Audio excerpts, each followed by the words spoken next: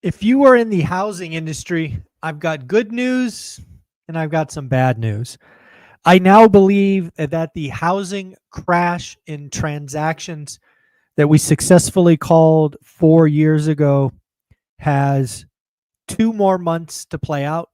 I believe July and August will be some of the worst transaction months of this period. But the good news is come September of 2025, to be clear, I believe we start building positive momentum, and that carries us through 26 and 27. I have long said that 2025 will be the worst of the 4 years. I now believe July and August will be the worst of the worst. But then, just like when you're going through hell, you keep going. We hit bottom and we slowly build out of this. Now, to be clear, coming off the bottom, it's going to be a slow grind. But if you've survived these last 2 or 3 years, you're almost done. Excuse me. So, I think there's going to be a lot of positives going on in the real estate industry that is just going to make the fall selling season, which I will call September, better than most expect. I am not talking about runaway price inflation, just so we're clear. I am not talking price. I'm talking transactions. I think price will be relatively flat, as I've said all year. But when you look at GDP and you look at just all the contribution from housing is about 12% of GDP. And it has been, frankly, contracting for 4 years. I believe that ends in August. I believe July and August are rough, but we come out of that. So that's something I think about. Now, what about investors? What does this mean for investors? Well, first off, it's still a buyer's market for most of the country. Clearly, the Northeast, North Central, like Chicago area, Detroit, those folks still a seller's market. But this is the time, right? I have shared with you guys in the last couple of weeks that my intention of getting something in Vegas or Henderson, I'm going to be fairly aggressive July and August because I believe this is the time to really find motivated sellers, to write disrespectful offers, to follow up. As it'll be peak uncertainty, it'll be peak seller stress, and then we see what we see come September. So that's something I wanted to get on record. So A, I can hold myself accountable. B, you can hold me accountable because I'm not afraid of being wrong. And we'll see what happens in September. So there we go. I do have good news for you. If you are part of my school community, I've got 2 events for you. Both have been scheduled in the last 24 hours. Tomorrow at 8 a.m. Pacific, you're going to get the opportunity to interact with Thach Nguyen. Thach Nguyen, if you don't know who he is, you're sleeping. He's came from Vietnam to the U.S. with $100. He's built, I think, $100 million real estate portfolio, one rental at a time. He's going to talk about the importance of getting to 4, the importance of holding to build wealth. And you're going to have the opportunity, if you're in school, to ask him questions. Again, this is something I like to do, bring in my friends to school so that you can ask him questions. So tomorrow, 8 a.m., we don't normally do Friday. Friday to 8 a.m. is usually out-of-state investors. They still will be doing theirs tomorrow, mastermind or accountability group. But that was the only time that Thach had available, so I took it.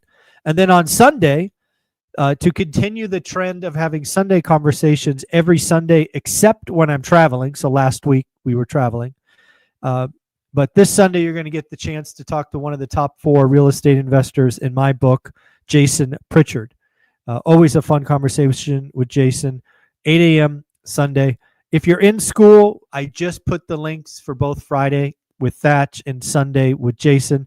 Come join, get your questions. These videos may or may not end up on YouTube.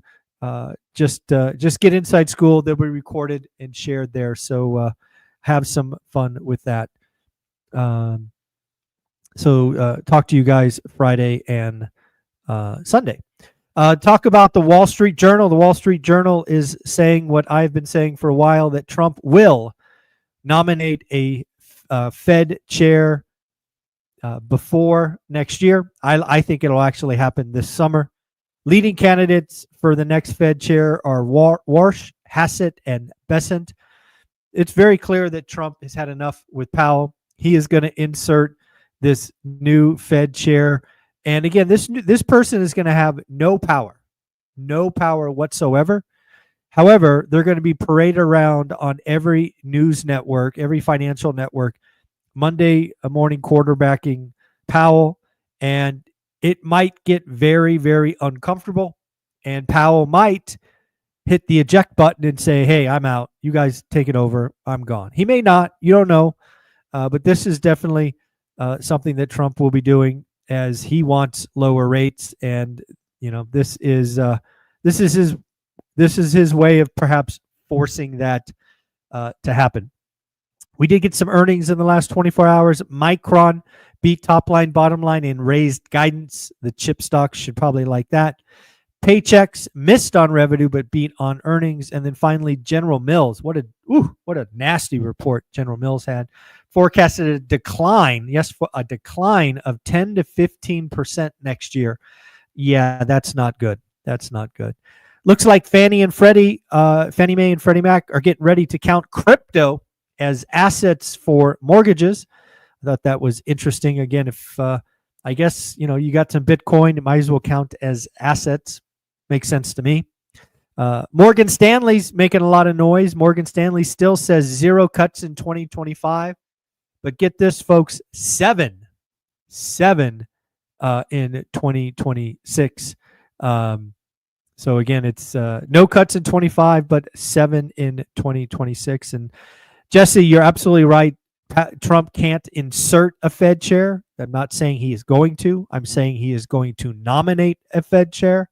And then that Fed chair is going to run around all the news networks and Monday morning quarterback Powell, at which point Powell either sticks it out or Powell resigns. And then the Fed chair goes through committee and all of that. So yes, I'm not saying he's just going to insert him, but I am saying he is going to make it uncomfortable, which is, again, something Trump, I think, wants to do, frankly. We did get a lot of Fed speak. Again, we're starting to see that the Fed is on two different sides. Some of them are talking July rate cut. Others are saying you're crazy.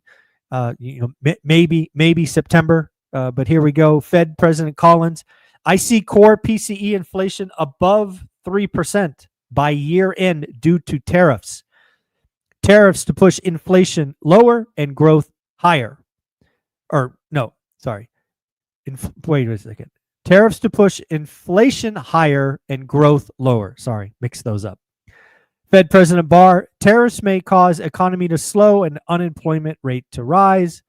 Inflation set to rise due to tariffs. So again, you're clearly seeing a majority of Fed presidents basically say they are afraid of tariffs.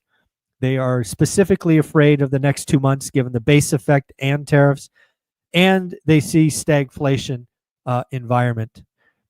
Fed President Kashkari, it is possible the Fed could cut rates if inflation high and the labor market deteriorates sharply. What did Kashkari just say? Basically said if inflation is up, the job market tanks, they will cut. Basically saying of their two mandates, again, in stable prices, aka inflation, or the job market, they will cut to save the job market, which is net new information. Fed President Daly, the fall looks promising for rate cuts. Tariffs will have a temporary effect on inflation, for which I say, Daly, if you really think the effect is going to be temporary, why wouldn't you cut earlier? I'm just asking. Makes sense. Barkin, still lots of uncertainty on tariffs and how it will settle out. Businesses are still in pause mode. This is part of the idea of what I'm thinking. Again, the housing crash in transactions ends in August and gets better in September. Is I think there's a lot of uncertainty that's going to be wrung out of the system not only for the Fed, which clearly is uncertain given all their comments here earlier, but same for businesses and same for consumers. Consumers, I have told you for 5 years now, they can be scared or uncertain or conserved for 6 months. After that, consumers just go, I'm going to live my life. I'm tired of, this or that. We're going to go do what we do. And I think we're going to see a lot of that come September, with September being a stronger than normal real estate transaction market. One more for Fed President Goolsbee. If inflation stays in the range of 2% and uncertainty is resolved, the Fed will lower rates. The Fed needs to be sure on inflation, especially given June 9th deadline. I think that's reasonable. Again, if you don't know what he's referring to by June 9th, that is the 90-day pause with most of the world on tariffs. Again, I think we still only have one done deal. That was with the UK, which is interesting because we have a net positive trade balance with the UK. So something's going to happen. June 9th is right, or July 9th is right around the corner. And we're either going to get another 45 or another 90-day pause, or we're going to see what we see. So I think calling out July 9th, given the deadline, is fair, but we will see where we go from there. We did get some accountability groups. Again, if you're a part of school, you got 7 to choose from. Frank's groups talked about ChatGPT actually helping you create a buy box. I didn't even know that was a thing. I didn't know ChatGPT could do that. Pretty cool. Also, a contractor was reviewing quotes. A lot of you out there aren't contractors. We have plenty of contractors in our community. They will review quotes for you and tell you what's what. Jared, also leader of another accountability group, talked about leverage properties to scale. There's a new book that's being recommended in the group called Timeless Wealth. I'm about halfway through that book myself. It's a fun read. Talked about turnkey investments, student housing, and even questions about our Vegas event in February, which was a lot of fun. We did get some economic data today. Initial jobless claims did break. It broke lower.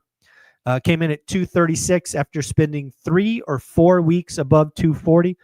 Unfortunately, continuing claims did come in at a high, the highest since November of 2021 at 1.97. This goes to my call that this particular job cycle isn't going to be about the unemployment rate. It's going to be about continuing claims. And we're seeing that more and more. Durable goods. Durable goods. Last month, negative 6.6. Durable goods, a massive beat, 16.4%. Now, a lot of that was because of transportation, airplanes, and the like. But yes, durable goods coming in at a monster 16.4%, where last month it was negative 6.6%. We did get our final Q1 GDP. Again, remember, folks, the first read was negative 0.3. It was revised to negative 0.2. It came in, its final revision, negative 0.5. So a pretty significant beat to the wrong side. Again, this is Q1. A lot of uncertainty going on. And the big adjustment was consumer spending. In the first report, consumer spending was estimated to be a positive 1.7. It was revised lower to 1.2. And in its final reading, the one that came out this morning, it was cut once again all the way to 0.5. So again, consumers were not active in Q1. I did, just for fun, check out GDP Now. GDP Now was last updated on June 18th. It will be updated again tomorrow. But GDP Now is calling for 3.4% Q2. Q2 is almost over. It's about 4 days away. And just for grins, I checked out Trueflation. Trueflation is up quite a bit. It was as low as 1.2%. It is now up to 2.22%. So again, right at that, or really close to that 2% level. So again, folks, do yourself a favor. Join school, 67 pennies a day. You're going to get opportunities to talk to amazing investors. Tomorrow you get Thatch, and on Sunday you will get Jason. Also, I am actively working to get Bob Langworthy, the CPA I recommend, on. He's doing some family traveling the next couple of weeks, but I am actively looking to get Bob Langworthy on with the school community as well.